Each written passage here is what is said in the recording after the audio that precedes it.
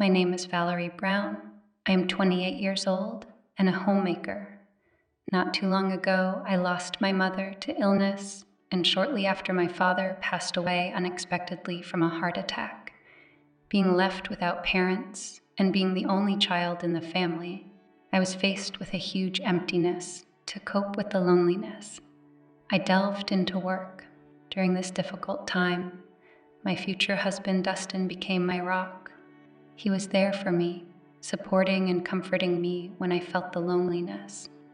Over time, our relationship strengthened, and after a few years together, the wedding was the beginning of a new chapter in my life as I went to live with Dustin's family. We found common ground, and I developed a warm relationship with his mother, with whom we regularly have dinner together once a week. I have also developed a friendly relationship with my father-in-law, especially when it comes to cooking. We sometimes cook together. With Dustin's younger brother, Robin, I communicate less often, as he is busy working at home and often spends time in his room. However, I became interested in his activities, and he was happy to share with me. A few years after we were married, I became pregnant, and due to severe morning sickness and general fatigue, I made the decision to leave my job. It was an informed decision that I made after serious discussion with Dustin and both Dustin and Robin earn enough to provide for our family. And I also have my own savings. My father-in-law continues to work, and my mother-in-law is employed part-time.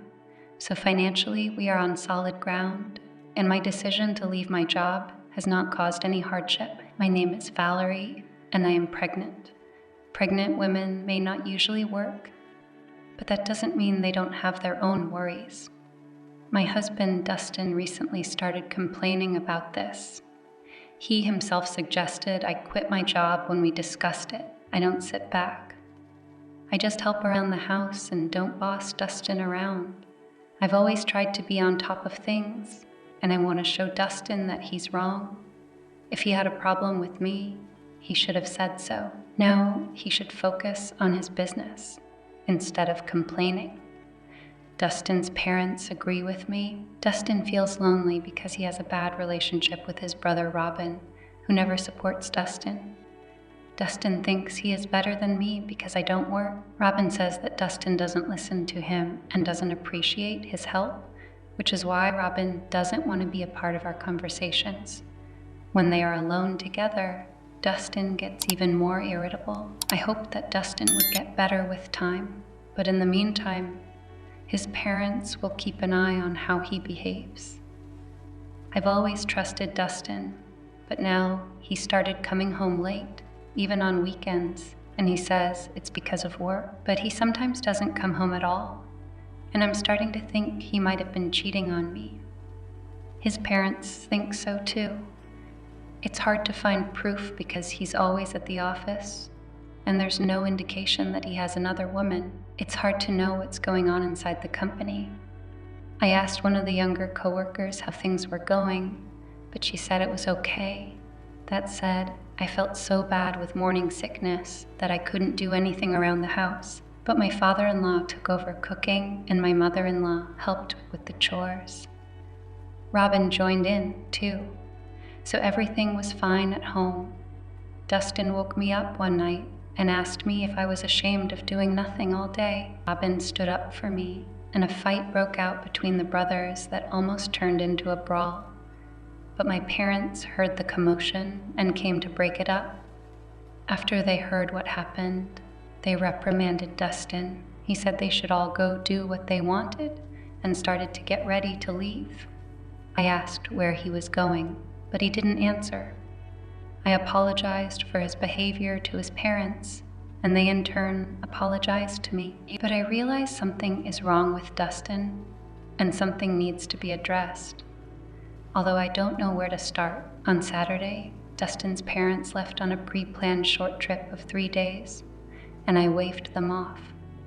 Robin had his own thing going on too, and he left too.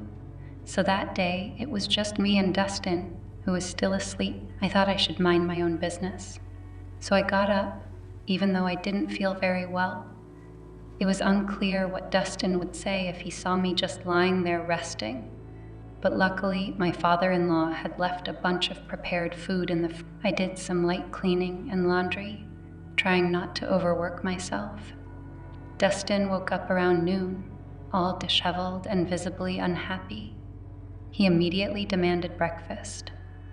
I sighed, pulled some leftovers out of the fridge, looked at the plate and asked, "What's this?" He wanted fresh, but I was sick and couldn't cook. As Dustin started to yell, Robin suddenly walked through the door. Dustin looked at him angrily and left for his room, muttering something to himself. I thought Dustin was gone for a long time, but he came back quickly. Robin sighed and asked, "Did you forget something?" "Yeah, I forgot to grab something," Dustin replied. Robin looked at him with concern. I thought Robin looked a lot like his mom. Thoughts of divorce flashed through my mind, but I still wanted to maintain a good relationship with his family. Feeling tired, I lay down to rest. I fell asleep and woke up to Dustin smiling at me and telling me in a soft voice that dinner was ready. "When you're ready, join us," he said and walked out. I noticed that I had been covered with a blanket, though I didn't remember how it happened and thought that Dustin might have done it. I went to the kitchen and saw that my father-in-law had already heated up dinner. I decided not to change anything and just enjoy dinner with Dustin. "Look, it's snowing," Dustin exclaimed, running up to the door like a kid. I laughed and followed him to look. The night snow seemed so fresh and beautiful. I rarely saw snow, and this was especially nice. I went straight to the window. "Let's open it so we can look at the snow up close," I suggested. "It'll be cold, but I'll put my jacket on," I said and opened the window. A cold wind blew into the room, and I shivered from the cold. Dustin quickly threw the jacket over my shoulders and opened the door. Before I could react, I was already outside and turned to him. Dustin was standing in the doorway with a mischievous smile. "If you can't do the house, let the cold refresh you a little," he said and slammed the door. "Dustin, open up, please," I shouted, running up to the door, but he only grinned and closed the curtains. I froze, feeling the warmth leaving me with every passing second, and worried about myself and the unborn child. That's when Robin came up to me. "Are you okay? What are you doing outside this late?" He asked and helped me out. He was concerned about Dustin and decided to come back early. It was warm in his car, and I warmed up a bit. Robin insisted that we go to the hospital, just in case. The doctors there examined me and said there was nothing wrong with me or my baby. Then Robin suggested that we stay at a hotel, but he went somewhere else. I let out a sigh of relief. "You're going to be strong, aren't you?" I said, stroking my stomach. "Does it make you feel better that we're in a hotel?" I was happy that everything had turned out. I was so tired that I barely laid down on the hotel bed before I fell asleep immediately. The next day I came home with Robin and saw Dustin freezing outside, and he was almost out of his clothes. Robin walked over to him and said, "So you said yourself, if you can't cook, you go outside to freeze." Robin looked at Dustin coldly and spoke sternly. Dustin stood outside, shivering and unable to respond. I called an ambulance out of a sense of pity. Robin asked me, "Is there anything you want to say to Dustin before the ambulance arrives?" I stepped closer to Dustin and said, "Because of you, our baby could have been in great danger. I will never forgive you for that." And Dustin was taken to the hospital. I asked Robin what happened last night. It turns out that after he took me to the hotel, Robin came home and found Dustin asleep in the living room, naked, and with a woman who was apparently his mistress. Robin thought he and I wouldn't be home. Dustin had been confident until Robin caught him in that position and kicked him outside with no clothes on. "We'll see which one of us is the real shit," Robin said. "Think about it all night." Robin talked to his mistress and learned that she had a family. That's how it happened. I had already talked to Dustin's parents, and they said they would be back today. Robin smiled at me and told me he would stay with me until they arrived. Everything will be okay now, Robin said. I just did what needed to be done. He made me feel safe at home. Valerie, I'm so sorry for everything that happened, he continued. I'm sorry for Dustin's behavior. When my parents returned, they apologized to me as well. Dustin was eventually forced to pay child support after the birth of the child and was eventually evicted from the home. I really regret what I did and the pain it caused. I only love you, Valerie, Dustin said, but I wasn't listening to him anymore. Don't look at me like that, he said, and suddenly he got angry and raised his hand at me. Stop it, yelled Robin and grabbed his, twisting it. My father-in-law walked over and tackled Dustin with ease. I watched as the two of them pushed him away while my mother-in-law held me down. Dustin was pathetic until the very end. The whole time, all I could think about was him. Robin was very strong. He had practiced martial arts in the past. After he came back, he smiled, and his smile made my heart race. My mother-in-law noticed this and laughed. It's strange that such a handsome and strong guy doesn't have a girlfriend, she said. When his mother noticed this, he looked away, embarrassed.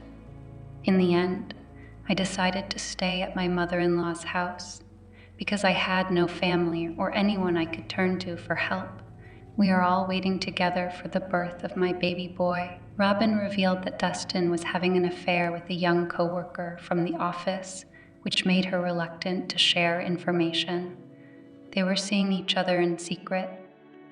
When I told his mistress's husband about it, it caused a scandal. My divorce went smoothly, and they were both fired for inappropriate behavior while at work and for writing off dating expenses as business expenses. Dustin returned to his parents' house apologizing, but his family was adamant and told him not to show his face to me again, then kicked him. Amidst all this going on, I felt myself reaching out to Robin, who turned out to be a real support for me. One day Robin confessed that he had feelings for me too. He had always been so kind. I hid my feelings because you were my brother's wife, he confessed abruptly, his gaze lowered. I'm not in a relationship right now, but if you'll wait, I'd like to sort out my feelings, I told him. Robin replied with a smile, I'll do anything to make you love me. His parents watched our conversation, and dinner turned into a celebration. Robin finally has a girlfriend, his mother said happily. Robin blushed with embarrassment, and his father and I exchanged glances and laughed. Then I gave birth to a wonderful daughter. She was so cute and looked. I'd like to be the father of your baby, Robin said. His parents reminded him to take his time. I smiled as I saw him settle into the role of a father.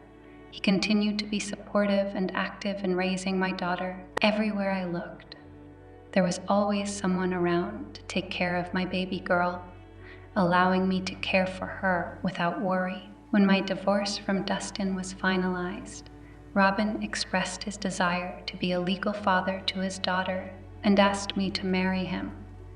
Let's start dating first, I suggested. I'm fine with either option, but my mother-in-law, who had seen it all, affectionately teased him. Dustin, who was in a difficult situation after being fired, returned the money he had embezzled, probably borrowing it from questionable people, and then disappeared. Despite the uncertainty of his fate, you remain honorable in wishing him the best. Robin's parents, happy to be with their granddaughter, are not lost in speculation about Dustin. We've started a family with Robin and are now expecting our second child. My daughter loves Robin as a father, and he adores her mutually. My dream is for my future son to be like Robin, but the most important thing is for him to be healthy. Our daughter really wants to be a big sister. The whole family is discussing names, and it seems like our daughter's suggestion may win out. I will make sure our daughter and unborn son are happy. Robin and I have promised to live happily ever after with our family and have many more children. We look forward to taking walks together once our baby boy is born.